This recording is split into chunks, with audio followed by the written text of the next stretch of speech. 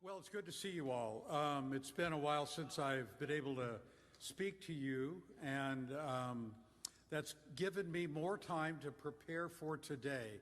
Let me tell you, warn you in advance, this lesson is going to be a challenging lesson, okay? If you were looking for an easy lesson, something that makes you feel good and comfortable, then maybe a church down the street would be better. But you're here. You're here, and I think you'll benefit from this. I put a lot of thought, a lot of work into it. My wife has been praying about it. I keep saying, bring me more hot tea as I'm sitting studying, and she would keep me going with hot tea, and I'm ready to go. All right? So we want to talk about the most basic thing that we face, and that is our belief in God. Does God exist? Now, back in 1966, a famous magazine in the United States called Time magazine had a cover story that said, God is dead. And of course, that was an opinion that the United States, the elite, the scientists had all discovered everything and concluded God is dead. And as we look at what's happened in Europe, the churches are empty. Many of the buildings are now museums or some kind of building other than to worship God. So our society has become secular. It's been ungodly. And then when you look at the transformation of our morality, we find that our society is breaking down. We used to have common values, common things that were considered what is right. But now everything is up in the air. Your opinion, my opinion, we can't even decide whether being a man or a woman are your only choices. We got such a crazy world, they want to have operations to make you into what you're not. And so we have a very confused world. And so the question is, does God exist? Is somebody back behind the monitor? Oh, are you doing it? Oh, there we go. Okay, I can't see behind I got to go like this. I wanted a clicker, but we're kind of old school, so I have to go like this when I want to change a slide, okay? A little different today. So there's three positions that you can take with regard to God. You can say you're a theist, which means I have sufficient knowledge to know that God exists. Or you can be an atheist, which is the opposite position, that says I have sufficient knowledge to know that God does not exist. And then the third position is agnostic. And the agnostic position is, I don't know. Now, most people that you will meet are agnostic. They're agnostic because they don't spend the time to study. They don't spend the time to think about it. They're too lazy. They're too disinterested. It's not easy. And generally, our society is producing people that are not serious thinkers. Did you know that you need to be a serious thinker to believe in God? And we think, it's just the simple people are the ones that believe in God. No, it's people that think believe in God. And so we have this verse in Romans chapter 1. It's a verse we're all familiar with. It says, the wrath of God is being revealed from heaven against all the godlessness and wickedness of people who suppress the truth by their wickedness, since what may be known about God is plain to them, because God has made it plain. For since the creation of the world, God's invisible qualities, his eternal power and divine nature have been clearly seen, being understood from what has been made, so that people are without excuse. Without excuse. So it says here that what may be known about God is plain. Is that so? Is the verse we read in Romans 1 true? Is creation enough? What has God done to make his presence or existence obvious? Because people, oh man, I don't know if he exists or not. I'm confused. I can't see him. Well, he says creation is enough. And he says here that it's his invisible qualities, his divine power and divine nature and his eternal power and divine nature have been clearly seen from what has been made. So first of all, as we all know, we're dealing with an unseen God. But does that cause an insurmountable problem if we can't see God? Well, he's saying here that creation is proof that God exists. And so I'd ask you, is creation enough proof for you? Now let's go to the next verse here in Hebrews. Again, a verse very familiar to us. He says, now faith is confidence in what we hope for and assurance about what we do not see. And without faith, it's impossible to please God, because anyone who comes to him must believe that he exists and that he rewards those who earnestly seek him. So here we are with God wanting you and me to have faith that's certain and sure. And I ask you, is your faith certain and sure? Is your belief that God exists solid, or are you wavering? Notice what he says. We must believe two things. We must believe that he exists. You cannot waver on that. You must believe that he exists. And you must believe that he rewards those who earnestly seek him, sincerely seek him. And so I would ask you, do you really believe, or do you have uncertainty about whether God exists? Because that makes a big difference in how much you will lay on the line for God. And when you look at the apostles, when you look at Jesus himself, if he had any doubt that God existed, they would not have lived the way they lived. So I would look at it and say, gee, if we're not living the way God lived in Jesus, and if we're not living as Peter and Paul and the other disciples lived, maybe we don't have the same confidence that God is there. Because, going to church is wonderful. We have wonderful friends that we can count on. We can go to church, and if we're having financial problems, we all huddle together, we'll throw in some money, and we'll help take care of you. If you lose your job, we're going to be praying for you. You are not alone, and this is the best place to be. There's benefits to being here.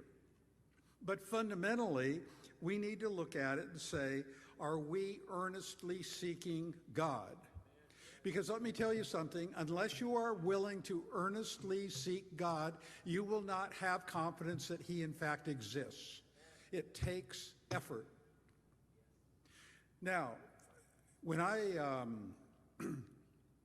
was in high school, I got by with very little effort. I was smart enough to get B's and not really work hard.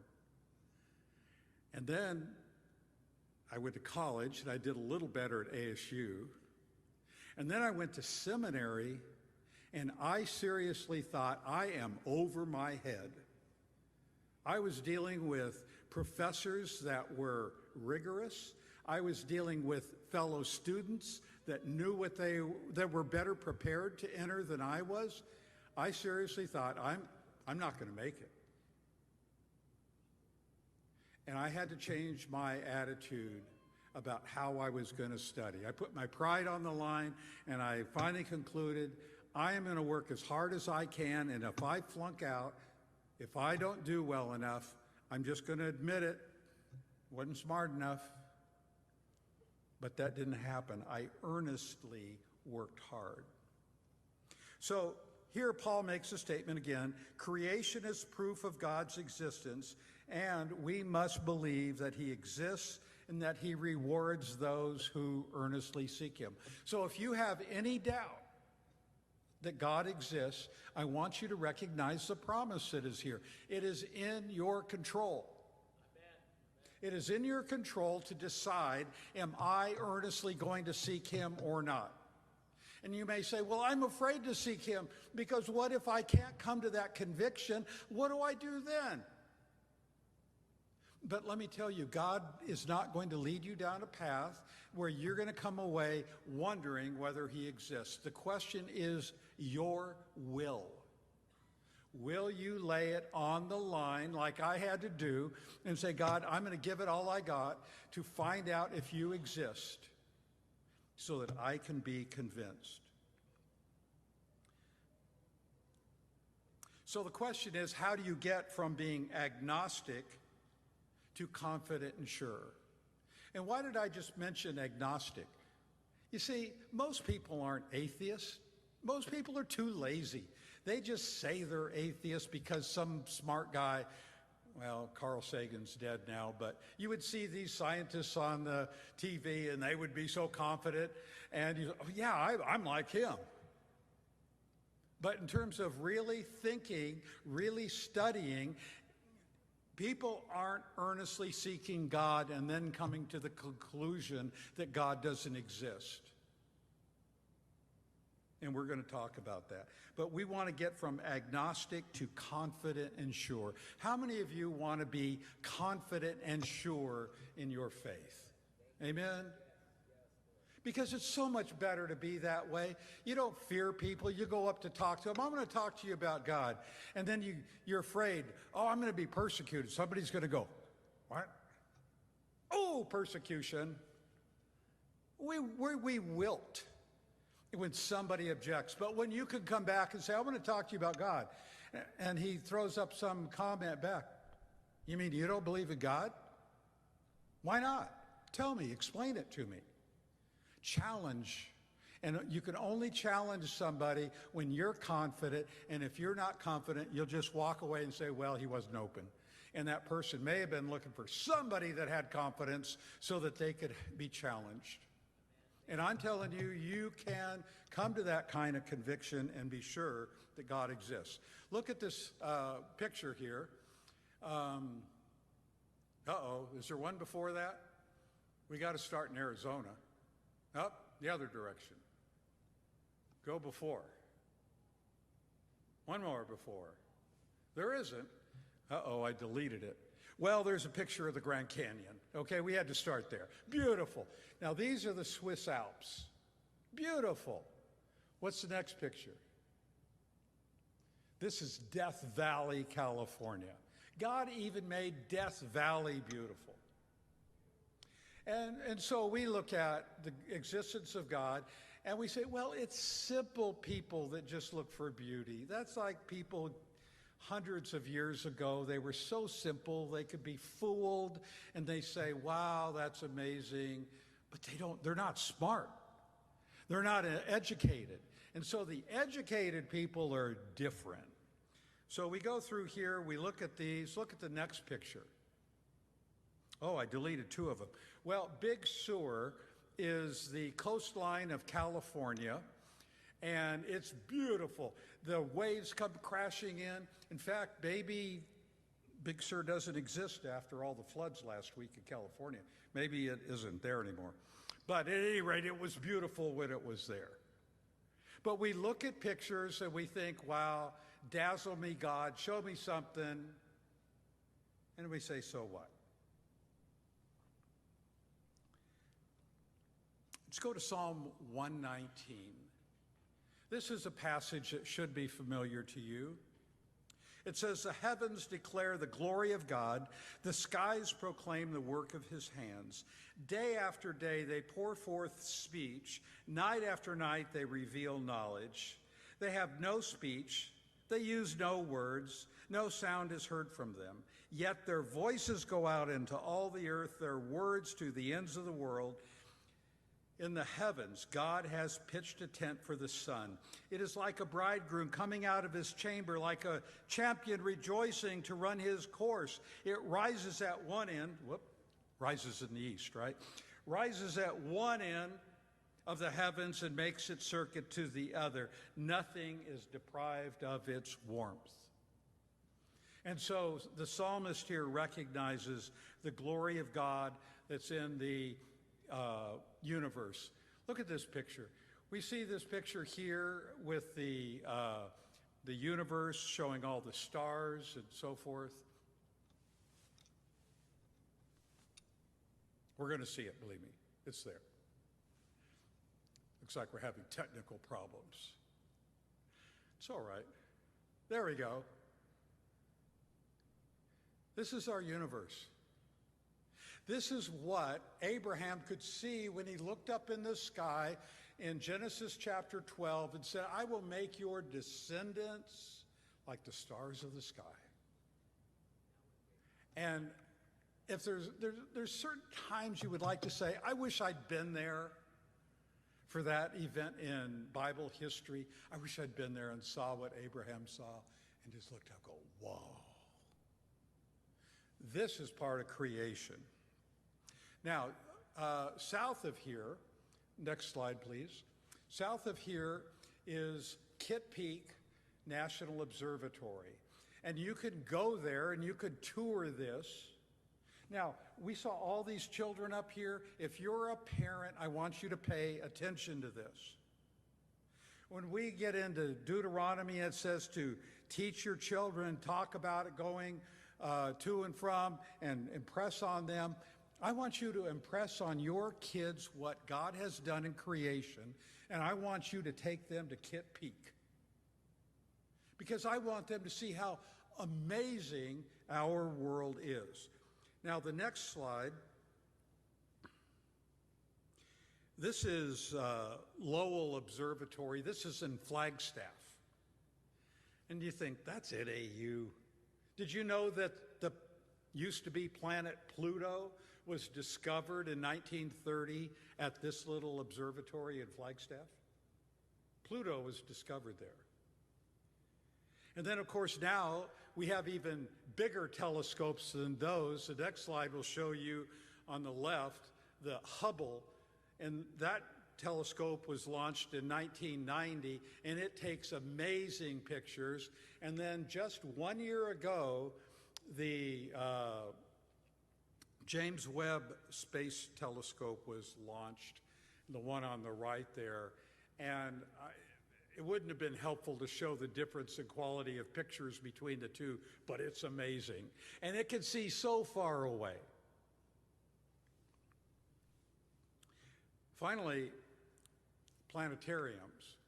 A planetarium is a domed building, and you go inside and you can see a simulation of what you see in those telescopes. And we have one here just down on, it's either 3rd Street or 5th Street. I think it's 5th Street and Washington or Jefferson, I forget. But right there, Arizona Science Center. And there's a planetarium, and I want you to take your kids there, and I want you to say, see what our God made? Amen. This is amazing. Look at, this is what God made. And right now, it's hard to go outside in Phoenix and see it because of all the light, but you can go to the planetarium and you can see it. There's also a planetarium at the U of A, at ASU, and at NAU, and you can see more of what God has made. Now, this next is a diagram showing our solar system, and on the left, obviously, is the sun, and then you have the various planets in their order. Mercury, Venus, Earth, Mars, Jupiter, Saturn, Uranus, Neptune, and Pluto. I had to memorize these in school. And they taught us this sentence. Mark's very extravagant mother just gave us 90 parakeets. Okay, I've never forgotten it. And I even can remember it now. But of course, now they decided Pluto isn't a planet. So now it's Mark's very extravagant mother just gave us 90 what? I'm out of it. But it's an amazing illustration. And when you go on and you look at the earth, and you see that the earth, in the next slide, is tilted a little bit, 23 and a half degrees. It's not like a top that spins vertically. It wobbles. And that's where we get the seasons. You know, if it was always straight up, one part of the earth would be too hot, another part of the earth would always be too cold, and you got southern hemisphere, northern hemisphere, but God knew, I need to make this wobble so that we have 4 seasons of the year. And then it's going to spin in such a way that it doesn't get too hot. Because that noonday sun in Phoenix, well, actually it's 4 o'clock, isn't it? The hottest part of the day in Phoenix? What if it just got stuck there? And it started out and it was 120 degrees when it spins. Now it's going to be 180 degrees. We're going to get cooked. But God knew I can't let it sit there. So he made this earth rotate, and then he made the wobble to get the seasons. And then you look at it, and the earth, if it were larger, the gravity would be so heavy that we couldn't even walk around. If it was smaller, the earth would lose its atmosphere and we wouldn't have any air to breathe. If you look at it, 2/3 of the earth is covered by water, by oceans, and that helps regulate the temperature. But God knew I need to regulate this temperature. So we look at all these things, even the rotation of the planets. Did you know that you can predict where planets are going to be years into the future? Not only that, you can turn the clock backwards and see where they were centuries ago. And so when you think about the bright star that the wise men saw when Jesus was born, we can go all the way back and see that it was there. This is a God of order. And God made everything work together just right. Did you know that Jupiter is out there for a reason? It's like a vacuum cleaner in space, and it's 4 times larger than the Earth. I think it was 4 times larger. Well, it's 400 million miles from the sun, and we're 93 million from the sun. But Jupiter goes out there, and it's because of its size, the gravitational pull is such that it ends up being like a giant vacuum cleaner in space, sucking in asteroids and meteors and all the garbage so that very little gets through to us. And there was a giant asteroid that hit Siberia back in 1908. I remember reading it or seeing it in the newspaper when it happened. No, I wasn't there. But we get very little hit the earth. Even the moon itself, as it goes around, creates tidal swings, and that helps with the earth. And so the way our earth is designed, what I'm saying is that the creation being proof of God's existence, you need to get beyond beauty. Okay? You need to get beyond the beauty and see, it looks like this thing was designed this way. It looks amazing. Now, the next slide mentions the second law of thermodynamics. I'm sure you all had this in your physics class when you were in advanced courses at the university, right? Thermodynamics. It says there's a universal tendency for all systems to go from order to disorder. So initially things might be very orderly, but they don't stay that way. Remember Paul's statement that it was God's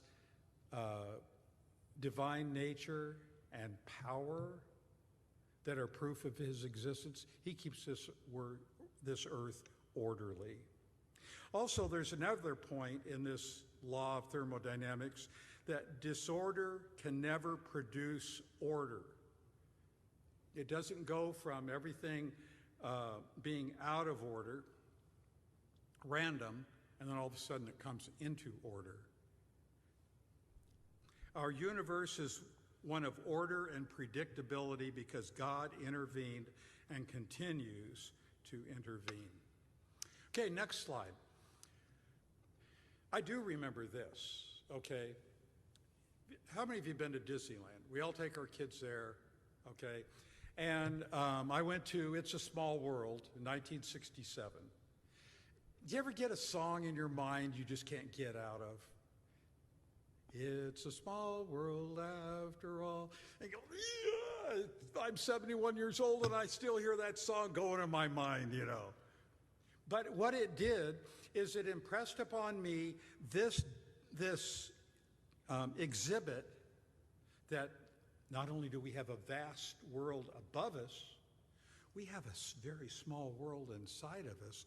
And so we go from the universe that we see above to atoms, electrons, and neutrons. And we go from a telescope to a microscope. And we go from the vastness of space to what they called inner space. And it's just as amazing. In 1953, there was this guy named Francis Crick and his partner Thomas Watson that came up with the studies of DNA, deoxyribonucleic acid, and RNA. And they started the study on what's called the genome, and they discovered that there were 23 pairs of chromosomes in the human body, and that they contained all of the information needed in every cell of the human body. And so you've got humans, and we have the 23 chromosomes plus another in the mitochondria. And that it says virtually every single cell in the body contains a complete copy of approximately 3 billion DNA base pairs that make up the human genome. Do you understand that scientists only get to discover what God has done? They don't know anything. They're just like Christopher Columbus or Lewis and Clark. They're just on a journey trying to figure it out. Now, I appreciate them. I remember in the late 60s, I met a guy who had a PhD in astrophysics from Johns Hopkins University. He was a legitimate genius, okay? And I appreciate that. But compared to the knowledge that's needed, that's out there, all our scientists do is try to figure out, how did he do this? You know, we deal on the level of our car doesn't work, and we're trying to trace a wire out through the car to figure out what's wrong. But God did this. And not only is there the human genome, but that there are genomes for every animal, every plant, every fish. And so there's 1 to 2 million known animal species, although some will say there's maybe 50 million by the time you figure those that aren't here any longer. It says 228,450 species in the ocean. Have you ever contemplated the difficulty in just naming everything? You know, we struggled with coming up with names for our kids, you know. We ran out of names after about 4. And here God, it says currently there's 228,450. Now, I don't know if that's 451 but anyway. 320,000 species of plants. All of them have their own genome.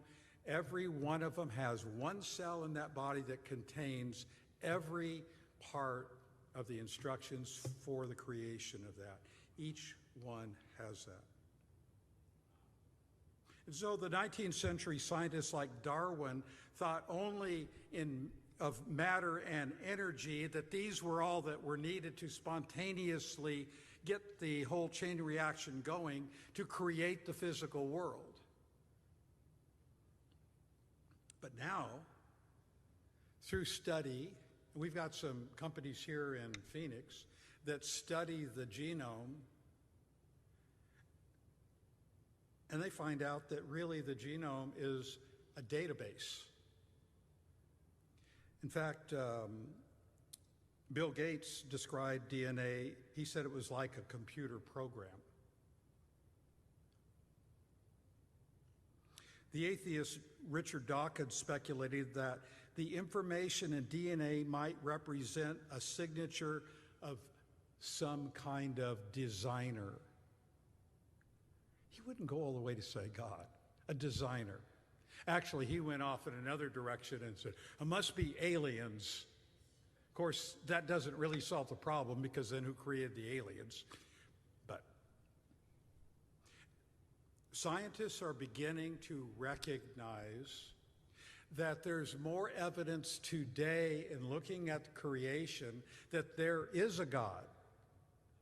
And in 1966, when we thought we were so smart and we would have a better understanding of Francis Crick's theory about the genome, we'd have it all figured out. It's been 70 years and we're no closer, except to say there is a God. Now, DNA tests connect criminals to past crimes. This DNA is proof of God, not just proof of criminals and associating them with crimes. So what I want you to understand is that, yeah, okay, let's grant that hundreds of years ago people were simpler than at least the most educated among us. And God stepped up the game. He said, okay, you want more proof? I'm still going to base it on creation, but I'm going to baffle your scientists. And that's where we are now. Our scientists are baffled. I read a book, honestly, in preparation for this, entitled The Return of the God Hypothesis. And there the writer, he's got a PhD from Cambridge University in England. And there in that book, he pulls together the information similar to this, that scientists today don't speak with the same fervor about knowing that God doesn't exist. God does exist. And so let's get practical here. Here's a problem God has in dealing with us. He wants to hear, I love you. And he wants to hear freedom of will. He doesn't want to hear Alexa or Siri say, I love you. Okay? I like it when Olenka says, yeah, te blah, blah, blah. I think that means I love you. Okay? God wants to hear the same thing. And so what that requires is our free will to choose him and say, God, I love you. Thank you for being gracious. Thank you for being merciful. Thank you for providing a way out of this mess I've made of things. But you know, he can't show favoritism. What if all Christians were healthy, wealthy, wise, well-behaved children, lived in nice houses, never got fired? How'd you like that? Work for Intel and never get fired? Of course, sometimes you want to get fired and move on, right? You work night and day. Intel's a funny company. They put the pressure on you to work like crazy to launch a new project, and then it gets launched and everything's good, and they lay off 10,000 people. It's like, we'll get some more suckers to come work for us, and we'll put them through the grinder, and then we'll go through that cycle again. But you didn't have to worry. Jesus said that he causes the sun to rise on the evil and the good, and sends rain on the righteous and the unrighteous.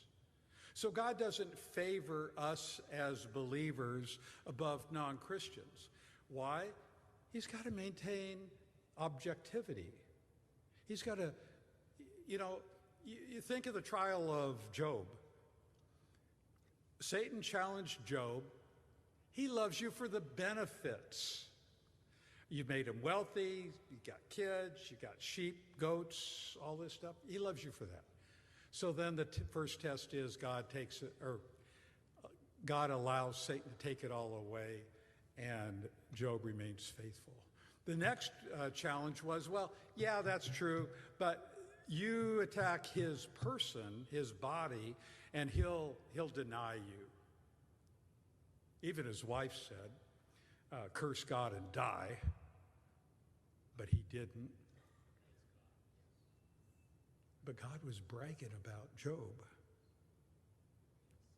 Well, let's look at this. I'm going to call him the billionaire God. And so we're going to look at a situation here. I'm going to pick out a couple to embarrass, okay? I'll let you think about that. Is he going to pick me? Well, I'm going to pick Peter and Irene, okay? I'm going to embarrass them. So we're going to go back in time. Yeah, Peter's been embarrassed a lot of times in his life, so he's used to it. So we're going to go back in time. Peter was 25, and Irene was probably 19, young and innocent. And so they're starting to date. Now, Peter had a problem. He wanted to know that Irene really loved him. Okay? Huh? Iris? Well, I say Iris. Aren't they the same? I call her both. Okay. Iris? That's what my text said to you today, Iris. But Peter's got a problem. See, Peter's a billionaire. Sorry, I didn't mean to let the word out. But Peter's a billionaire, and he's wanting to date Iris. But he wants her to love him for who he is. So, their first date. Peter rolls up in a Rolls Royce, and Irene gets in the car and takes them down to Executive Airport or Qatar Aviation down here at Phoenix Sky Harbor, and they get on a private jet that Peter owns, and they fly to Aspen for dinner that night. How objective would Iris be toward Peter? Could Peter be sure, after showing all of his resources, that she would love him genuinely? Well, actually, with Peter, he's a pretty good catch anyway. But the point is, if God showed us all of his majesty, all of his glory, all of the benefits, it would take away our objectivity. So God has a real problem here. How do I reveal myself to us in a way that doesn't destroy our free will and our objectivity? So let's get some insight into this. Let's go to Exodus chapter 3. And here we find this burning bush. It's a story we're all familiar with. God called to him from within the bush, "Moses, Moses." And Moses said, "Here I am." And God said, "Don't come any closer.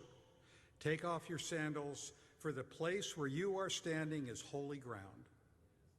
Then he said, "I am the God of your father, the God of Abraham, the God of Isaac, the God of Jacob."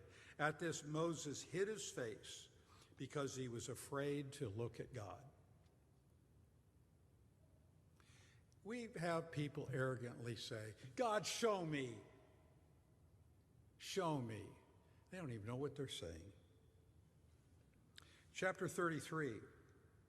God says, "You cannot see my face, for no one may see my face and live." Then the Lord said, "There is a place near me where you may stand on a rock. And when my glory passes by, I will put you in the cleft of the rock and cover you with my hand until I have passed by. Then I will remove my hand and you will see my back, but my face must not be seen." How holy is your God? How awesome is his power. And God protected Moses so that he could see him. In chapter 34 of Exodus, it says, when Moses came down from Mount Sinai with the 2 tablets of the covenants of the law in his hands, he was not aware that his face was radiant because he had spoken with the Lord. And when Aaron and all of the Israelites saw Moses, his face was radiant, and they were afraid to come near him. And when Moses finished speaking to them, he put a veil over his face. But whenever he entered the Lord's presence to speak to him, he removed the veil until he came out. And when he came out, he told the Israelites what had been commanded.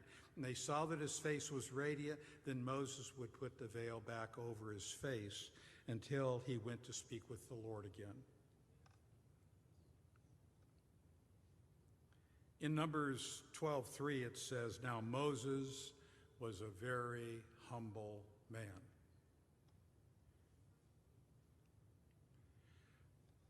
We don't have much comprehension about how holy God is. We think he's just like us. He's just like another person, and we're just going to go have a chat with God. This is a holy God.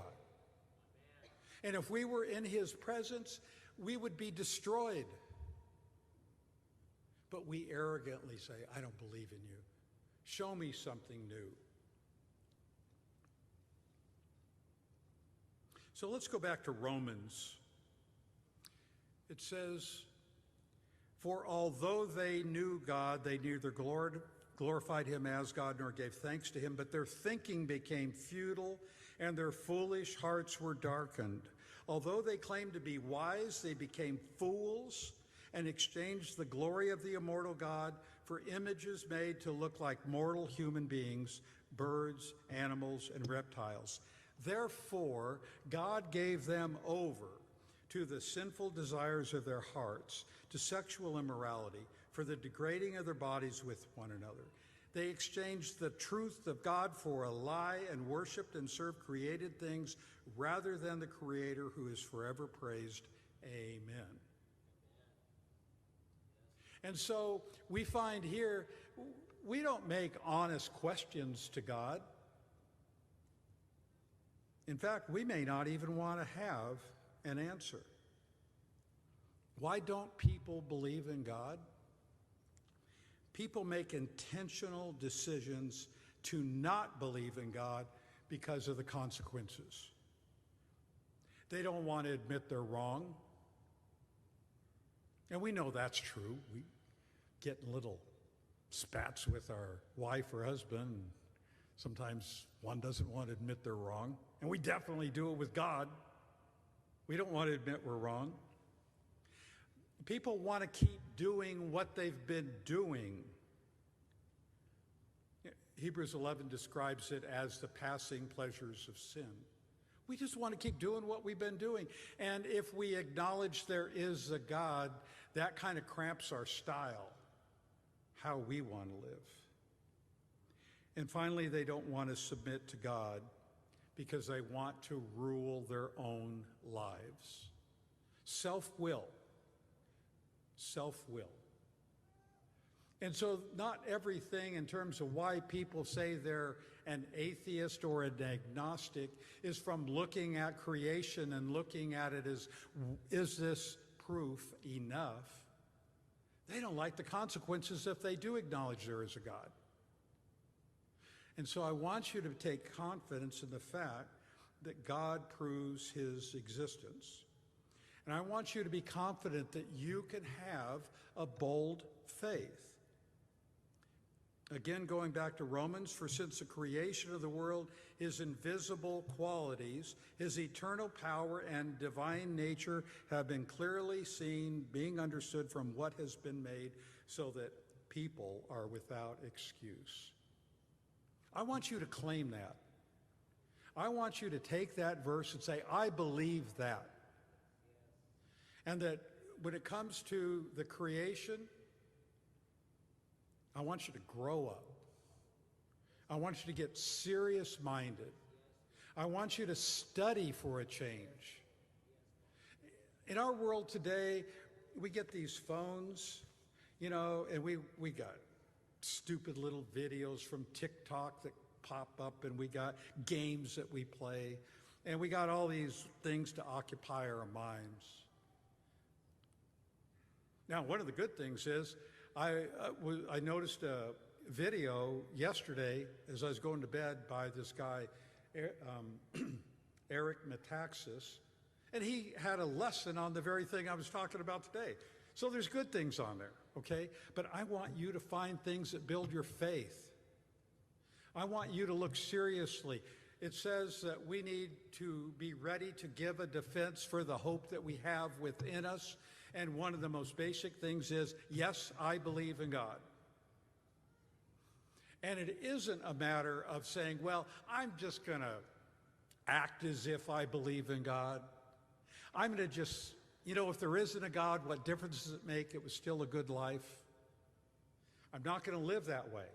I'm going to live with conviction that there is a God, because the evidence shows that. And so, confidence. I want you to have confidence in your faith. I want your hope to be secure and solid. Because if you're not secure and solid and confident in your faith, you won't share it. And God desperately needs you to share it with your neighbors and friends and family members. So how can you know that God exists and come to faith in him? Number one, I want you to open two things: your eyes and your mind. And I want you to be willing to look at things that are difficult and decide, I'm going down this path. And I'm going to open my mind to change my mind, to change my understanding, to change my opinion. I want you to be humble. You know, in James 4:6, it said God opposes the proud, but gives grace to the humble. I don't want God opposing me, and I don't want him opposing you. But you've got to come to God on his terms, in humility. God, please. I get confused. I hear all these cross currents in our society, all these people talking, and I don't have a PhD in astrophysics, and I can't figure the. Help me come to understand. I want you to know that there is proof, 21st century proof, in the genome, in the DNA studies being done, that these didn't happen by accident, that there was a designer who put information into these cells that we could later see. And then finally, I want you to earnestly seek him. God will reward you. God will reward you. Put your effort into it, and he'll reward you with faith. Amen? I'm saying these things because I care about you.